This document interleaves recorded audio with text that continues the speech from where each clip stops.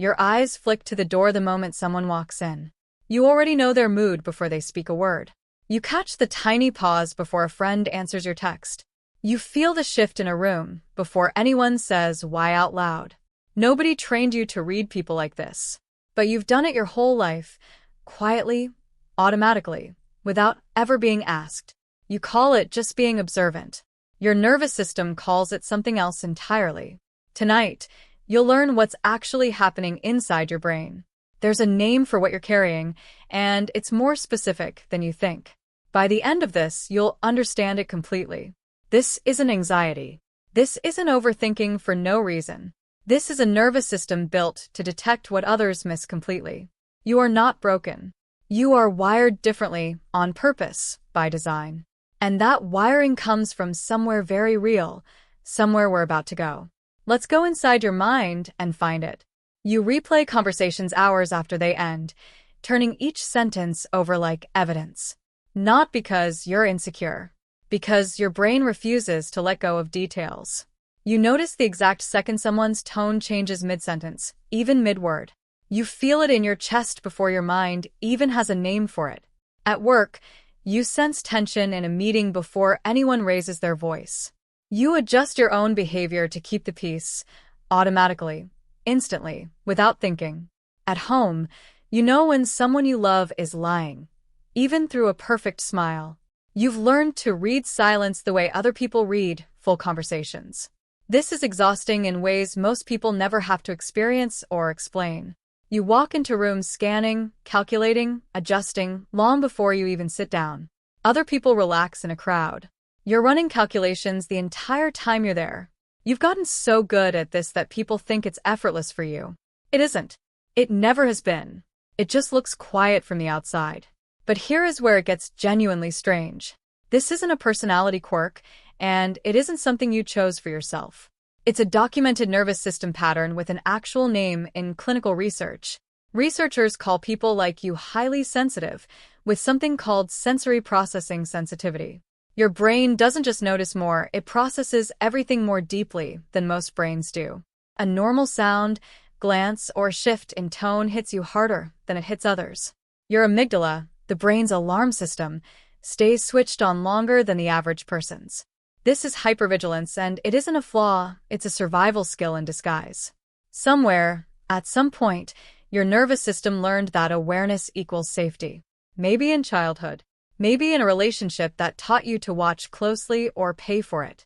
Your brain adapted by becoming an expert at scanning for danger in advance. Even now, in safe rooms, surrounded by people who love you, that old wiring doesn't fully shut off. There's also your default mode network, the part of your brain that never fully rests. While others daydream lightly, yours is running analysis, prediction, and replay on a constant loop.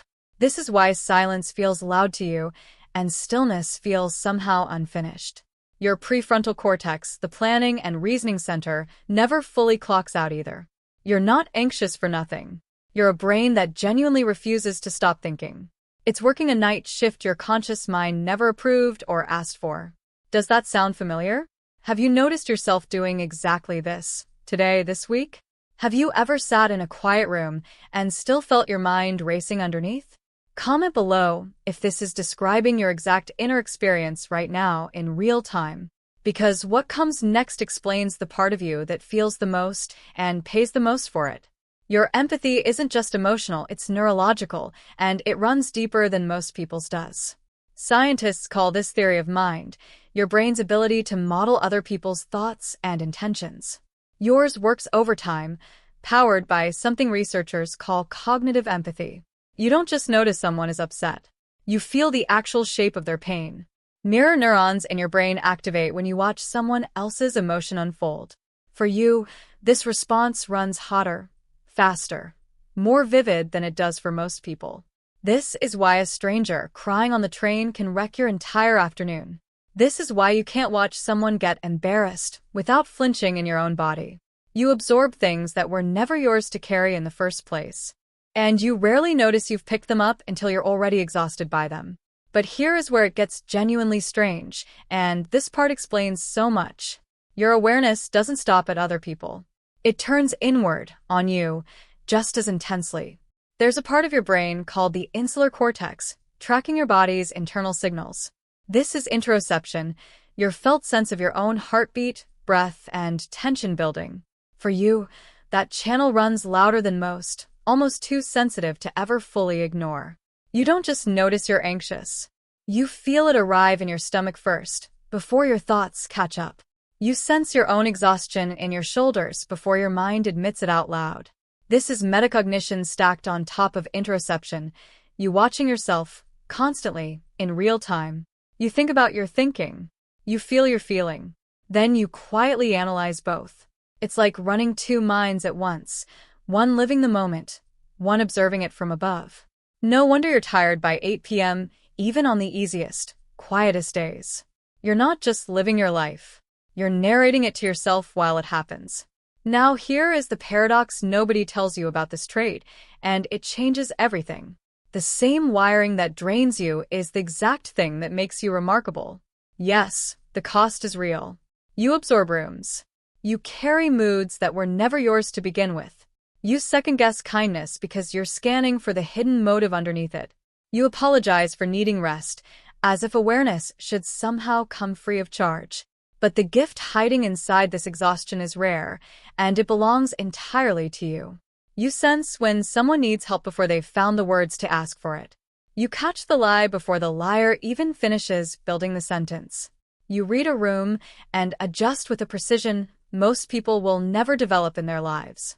You love deeply because you actually see the people standing in front of you fully.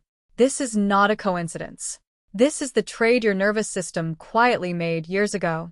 Heightened cost for heightened perception. Exhaustion for a depth most people never reach. You were never too sensitive for this world. You were calibrated for a world that rarely slows down enough to actually meet you. The same eyes that catch every shift in tone also catch every quiet, ordinary beauty. The mind that replays painful moments also remembers the good ones in full, vivid color. You don't have a flaw in your wiring. You have a nervous system built for depth, in a world that was built for speed instead. Your awareness was never the problem you thought it was. The problem was never having anyone explain what it actually means, until right now. So, if tonight is the first time someone named this in you, let it land fully. You are not too much. You are not too sensitive, too aware, too anything at all. You are accurate. You are attuned. You are paying attention the rest of the world forgot how to pay. That tiredness you carry at the end of every single day, it isn't weakness. It's the quiet cost of a mind that refuses to miss what matters, even when it's tired. Let yourself rest in that truth tonight, without guilt, without apology, without explanation. You were built to notice. Let that be enough, just for tonight. If this felt like someone finally explained you to yourself, you're not alone in that feeling. Subscribe and join the people who are starting to understand their own minds right here. Because next time, we're going even closer to the bone than we went tonight. We're looking at the exact moment your awareness turns against you and how to finally stop it. You'll want to be here for that one.